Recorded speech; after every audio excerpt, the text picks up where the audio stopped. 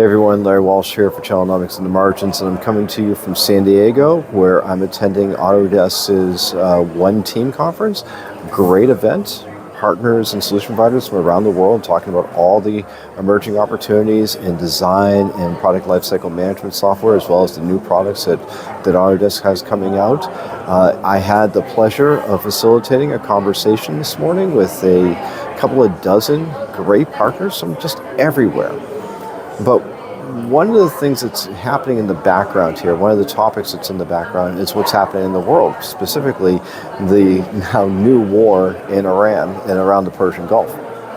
Now, at the beginning of the year, I said, when I say I mean Channelnomics, said that 2026 looked like it was going to be a good year for partners and vendors selling in the channel. The market analysts were pretty much in agreement. 10% increase in global IT spend, not a bad clip considering. Channelnomics, our estimate is that the channel will grow somewhere around 7% this year.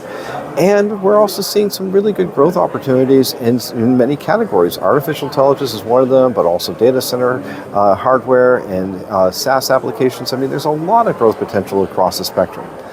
So when I said 2026 was going to be a good year, and I mean good relative to the past few, which have been riddled with uncertainty, it came with a caveat. It would be good so long as interest rates stayed down, so long as debt did not continue to pile up, so long as unemployment remained relatively stable, and most significantly, so long as we didn't go to war somewhere. And now here we are, we have a full-blown conflict in Iran and around the Persian Gulf, and it seems to be spreading across the Middle East. And there are a number of people that were in transit in our business, that were in transit through Dubai and Abu Dhabi, through the Middle East, that are stuck there.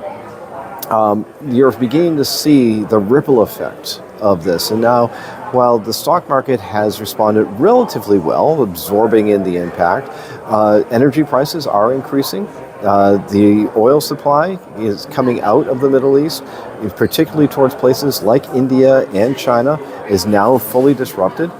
And this is going to have some significant ramifications for the economy globally and regionally through the rest of the year.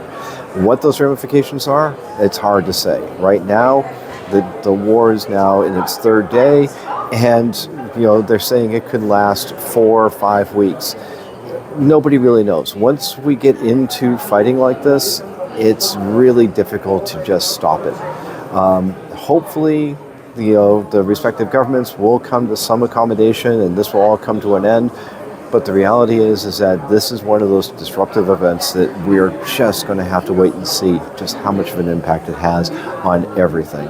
And the one certainty is that it will have an impact.